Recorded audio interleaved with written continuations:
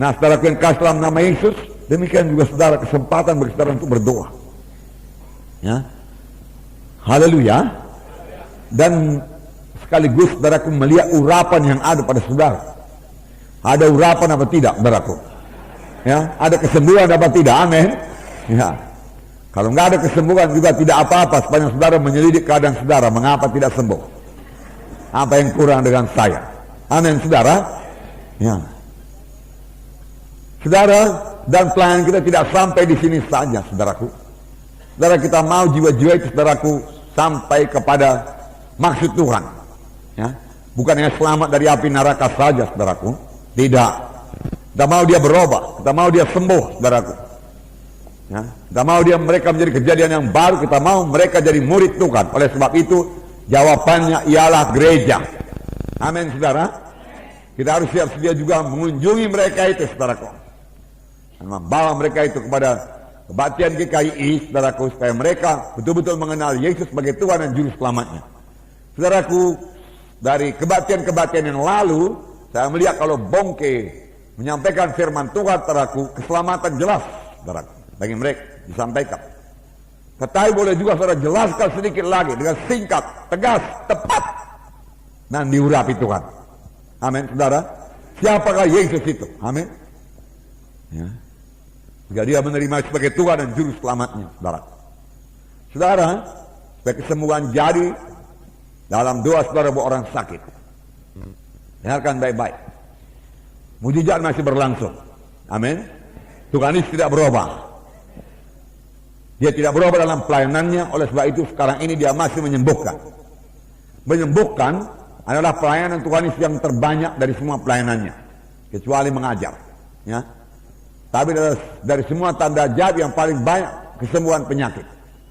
Maka ketika hari sudah malam dibawa orang kepada Yesus, semua orang yang buruk keadaannya, yang dirasa setan, maka semuanya disembuhkan Tuhan. Ya. Sampai sekarang Yesus masih berbuat demikian. Tapi dia memakai saudara dan saya. Yesus datang merusakkan pekerjaan setan. Untuk inilah anak Allah diberi nyata supaya dia merusakkan pekerjaan setan. Amin, saudara. Ya. Pekerjaan setan adalah memberi penyakit. Salah satu memberi penyakit. Karena dia datang untuk mencuri, membunuh, membinasakan. Beberapa waktu yang lalu saya katakan pada bahwasanya penyakit adalah perkara rohani. Penyakit adalah roh jahat. Oleh sebab itu saudaraku, ya, usirkan roh jahat, roh penyakit di dalam nama Yesus.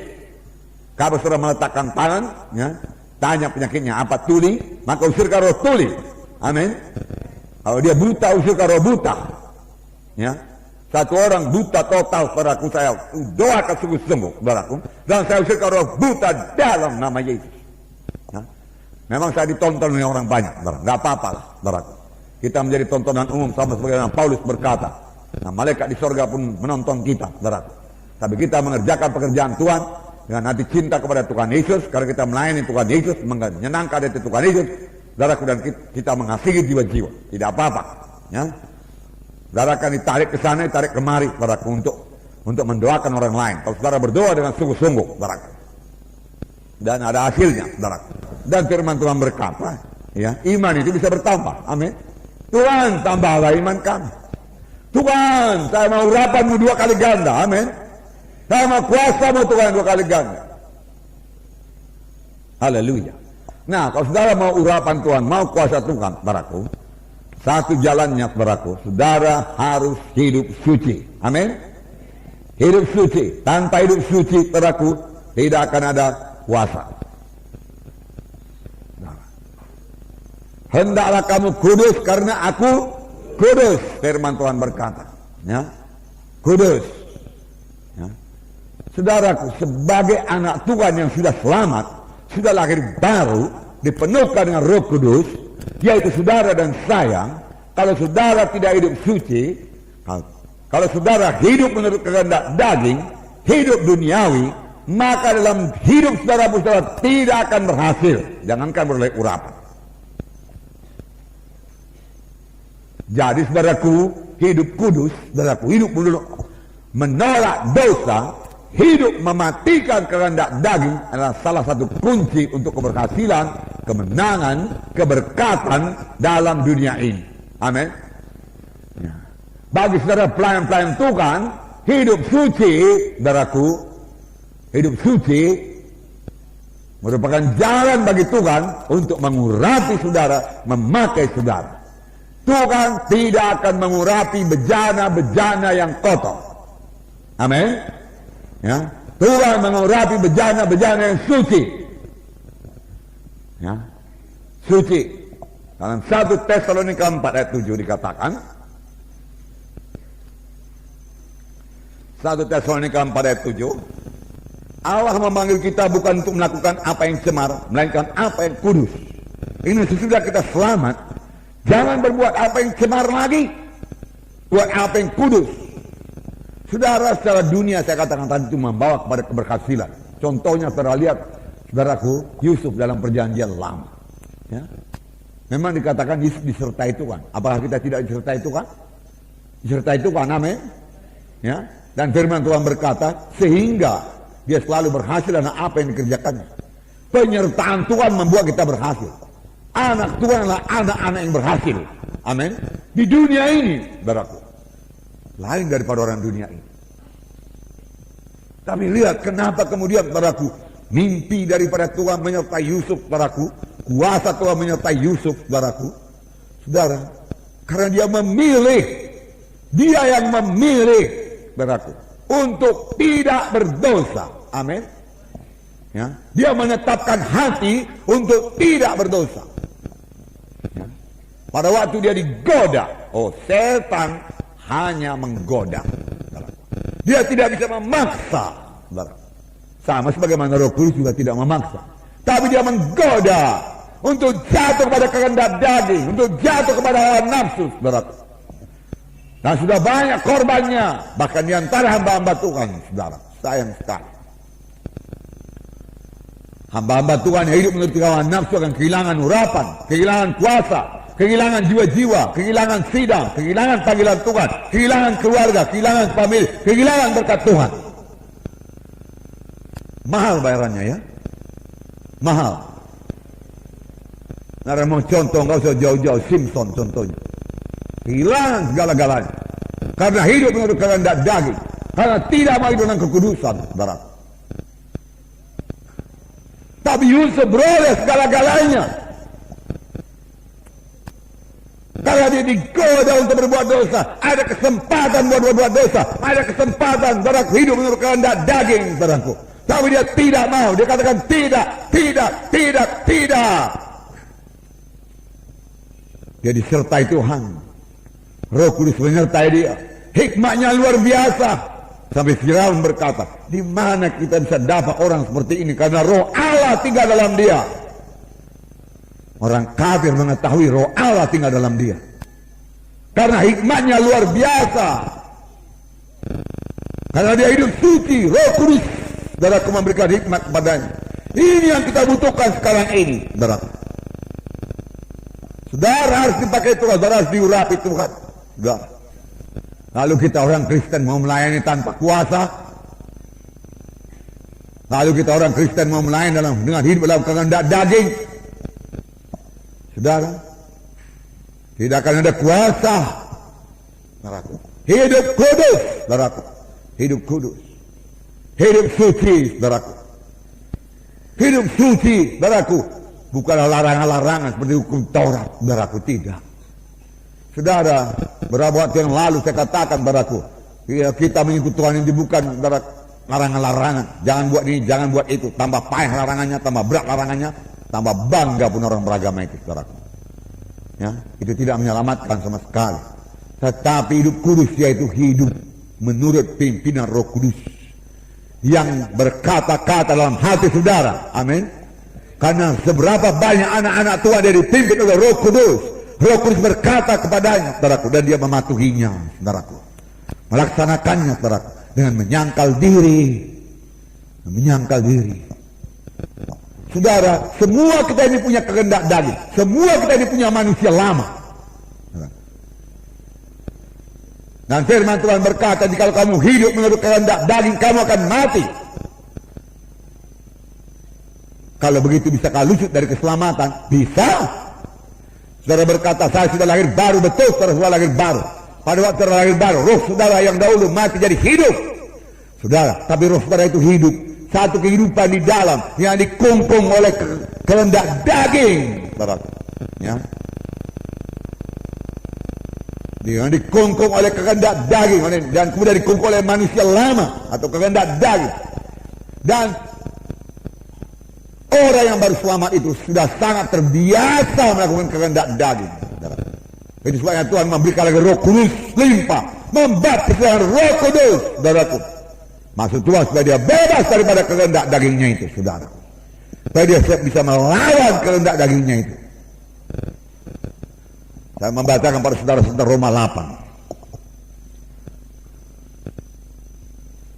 8. Roma 8. Ayat 1. Demikianlah sekarang tidak ada penghukuman bagi mereka yang dalam Kristus Yesus. Tetapi seperti ayat ini berbunyi, yang tidak berjalan menurut daging, tapi menurut roh. Sebab ayat 4 berkata, mari kita baca ayat 4. Supaya tuntutannya hukum Taurat digenapi dalam kita, yang tidak hidup menurut daging, tetapi menurut roh, ya, tetapi menurut roh. Dikatakan, saudaraku, sebenarnya yang terjemahan aslinya, saudaraku, ayat 2 berkata, roh yang memberi hidup telah memerdekakan kamu dalam Kristus dari hukum dosa dan hukum maut. Ya, hukum roh yang memberi hidup telah membebaskan saudara dari hukum dosa dan hukum maut. Hukum dosa sama dengan hukum gravitasi, sesuatu yang tidak bisa diganggu gugat, sesuatu yang mesti terjadi. Ada namanya hukum gravitasi, jatuh, saudara. Bagaimana pun mesti jatuh, ya. Tapi bisa dihalangi, ditangkap, saudaraku. Ya, kalau tidak dia jatuh. Itu hukum. Hukum dosa itu berlaku bagi manusia yang belum lahir baru, belum penuh dengan Roh Kudus. Bagaimanapun dia mesti jatuh kepada dosa tiap-tiap hari, karena dia di bawah hukum dosa. Betul apa tidak, saudaraku? Ya, kasihankan mereka itu. Bagaimanapun dia bertapa atau dia bagaimana, dia mesti jatuh kepada dosa karena dia di bawah hukum dosa. Amin. Tapi bukan hanya di bawah hukum dosa, dia juga di bawah hukum maut. Maut menanti dia, neraka menanti dia. Tak dapat tiada, dia mesti ke neraka. Tapi dengarkan, roh atau hukum roh telah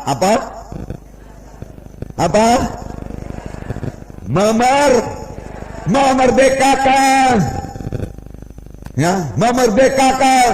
Hukum roh memerdekakan. Katakan, memerdekakan saya dari hukum dosa dan hukum maut. Saya tidak di bawah hukum dosa, saya tidak diperbudak hukum maut. Saya sudah merdeka. Haleluya. Apakah artinya ini? Kalau saudara dahulu mesti hidup menurut kehendak daging, sekarang saudara bisa merdeka kalau saudara mau menyangkal diri. Kalau saudara mau menyangkal diri, dengan mudah saudara merdeka dari bujukan setan, dari bujukan hawa nafsu, saudara, dari bujukan untuk berbuat jahat. Saudara, dengan mudah saudara bisa merdeka, karena hukum roh telah memerdekakan saudara. Lawan dosa dalam nama Yesus, hidup suci dalam nama Yesus. Amin, saudara. Ya, nah, saudara boleh hidup suci. Hendaklah kamu kudus karena kudus. Kamulah bangsa pilihan Tuhan, supaya kamu memberitakan, ya, kebaikannya. Jadi saudara, kesucian, saudaraku, harus jadi bagi tiap-tiap anak-anak Tuhan. Anak-anak Tuhan harus hidup suci. Hidup suci merupakan gaya hidup, cara hidup. Berjalan dalam roh merupakan cara hidup tiap anak-anak Tuhan. Berjalan dalam roh merupakan cara hidup tiap anak-anak Tuhan. Amin. Ya. Nah, Tuhan memberikan, saudaraku, kuasa kepada kita. Dalam ayat 9 saya bacakan, ya, Roma 8. Tetapi kamu tidak hidup dalam daging, melainkan dalam roh. Jika memang roh Allah diam dalam kamu. Tetapi jika orang tidak memiliki roh Kristus, ia bukan milik Kristus. Belum selamat, bukan milik Kristus.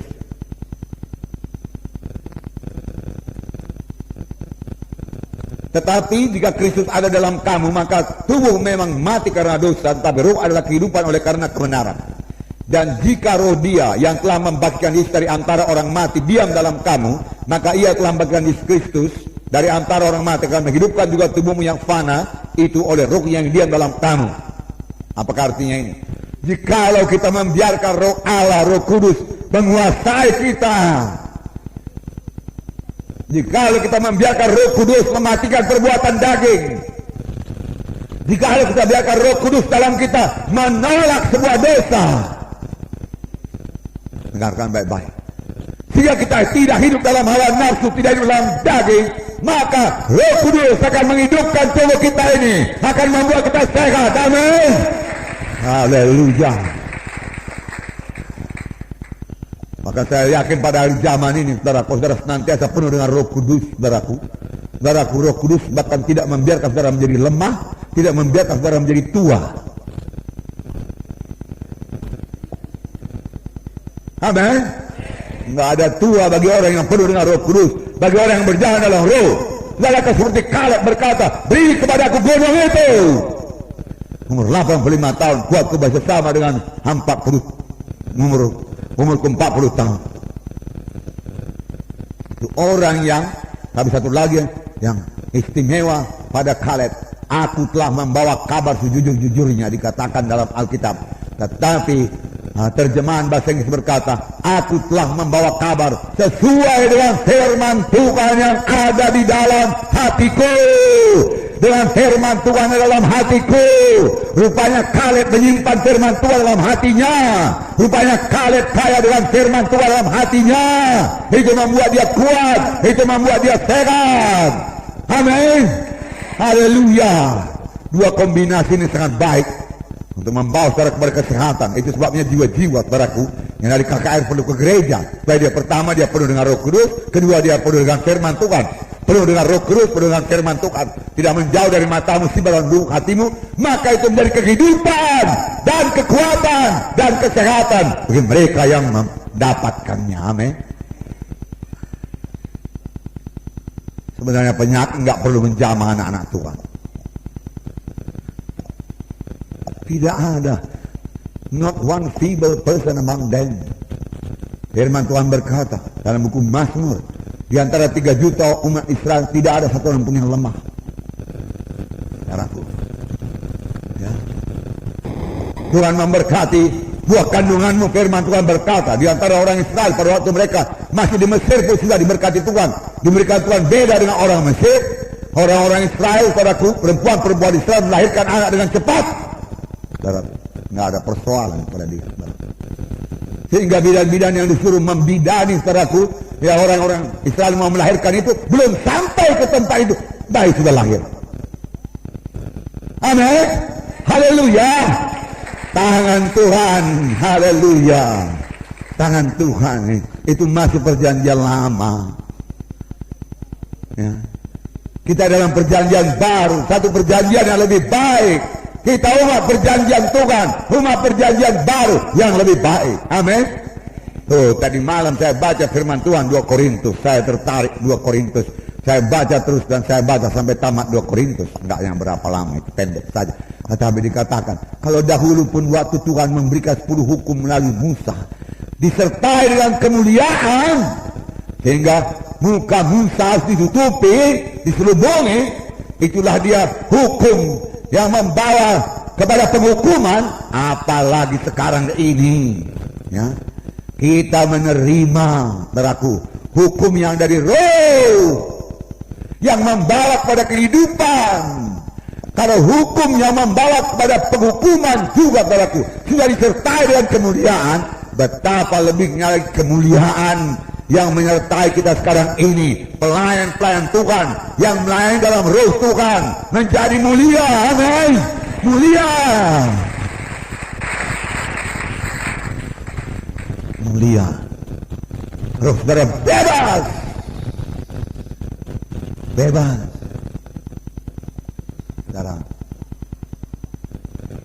Saudara lihat di lapangan itu, saudara, banyak orang rohnya tidak bebas, betul? Kasihankan mereka. Ya. Haleluya. Haleluya. Nah, saudaraku, satu ayat lagi. Sebab jika kita hidup menurut daging, sebab jika kamu hidup menurut daging, kamu akan mati.